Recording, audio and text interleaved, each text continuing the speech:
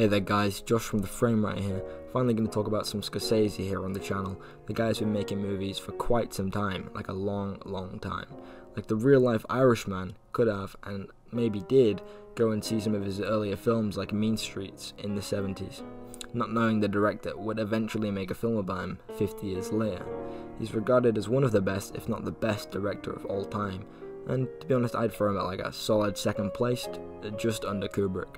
Anyway, since he's been making movies for a while, let's just begin. I'm going to split it up, as I always will with these ranked videos, into the bad, the meh, the good, the really good, the great, and if we're lucky enough, the masterpieces, the absolute cream of the crops. So yeah, let's go. The bad. 26, Boxcar Buffer. Yeah, this was his second feature, and it's just not a good film. Not a meh or an okay film, it's unfortunately just quite bad. It has some nice early Scorsese camera movement, but that's honestly about it. The performances, the characters, the script, it just feels like one big mess. 25, New York Stories. Only 1/3 of this is actually directed by Scorsese, so it doesn't fully count, but I thought I'd throw it on the list. The other 2/3 are by Francis Ford Coppola and Woody Allen. How is this not really great, you might be asking? Well, I honestly do not have the answer either. Their directing styles just don't blend at all, but Scorsese's part is pretty good, at least. It's kind of the silver lining of the whole thing. The meh. 24. Who's That Knocking at My Door? Already out of the bad, we move on to meh. With his very first feature, the whole thing just feels like Scorsese is kind of afraid to really do anything overly interesting, and instead he's a bit more reserved. The characters weren't really interesting, but it was fun watching a kind of a bit of a rusty Scorsese, and knowing what he would go on to do. 23, New York, New York. A bloated mess, pretty much. I don't really have a lot to say about it because I didn't really know what it's saying itself most of the time, but nevertheless has some great set design and scenes that kind of save it mostly. The good. 22, Cape Fear. Already into the good with Cape Fear, a pretty all over the place kind of movie with some solid De Niro acting, great gore. Definitely one of his most different and out there films. Scorsese really lets loose all of his seriousness and goes full ridiculous mode, and it's honestly pretty fun to watch. 21, Color of Money. A solid and original watch that shows Scorsese can make pretty much anything interesting, even Tom Cruise playing pool for 2 hours with a really bad haircut. 20, Condone. No idea if I'm saying that right.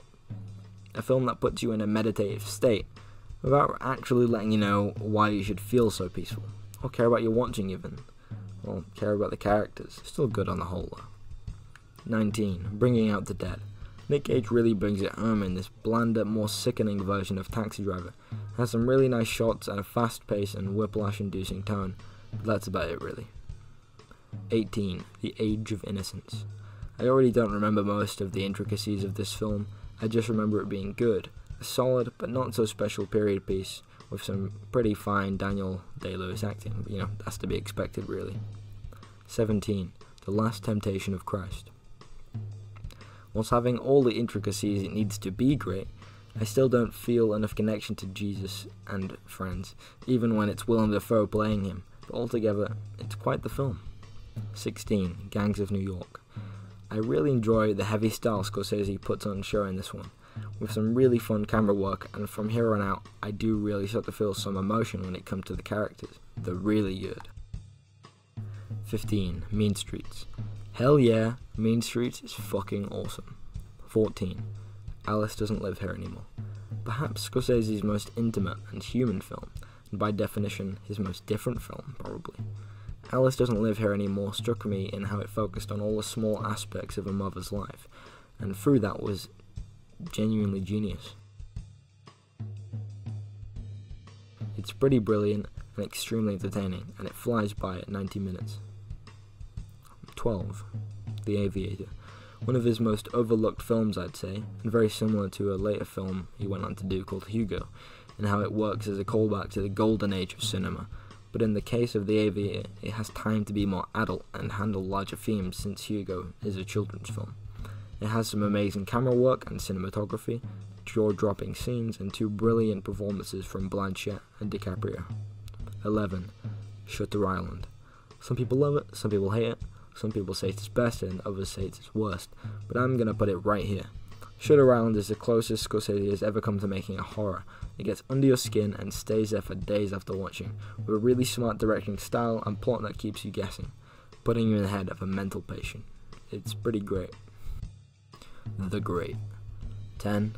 Hugo. Okay, already onto the Great now. These are all 10 out of 10s from here on out. Hugo is really something else. It moved me as a kid into understanding how film could be an art form and not just a form of entertainment. Perhaps it's the most personal Scorsese film. Maybe. Like, I really felt his love for the craft here, his absolute admiration for cinema, and that's something I can really relate to. 9. Silence. When I first watched Silence, I put it in my top 10. It's not even in my top 100 anymore, but I'd still say it's great to me. Easily his most visually stunning film to date. Silence is a gloriously acted movie, with performances from Garfield and Driver reeking with emotion. It was seriously original, set in a place and time I hadn't seen before. 16th century Japan, and it had me invested from top to bottom, start to finish. 8. The King of Comedy.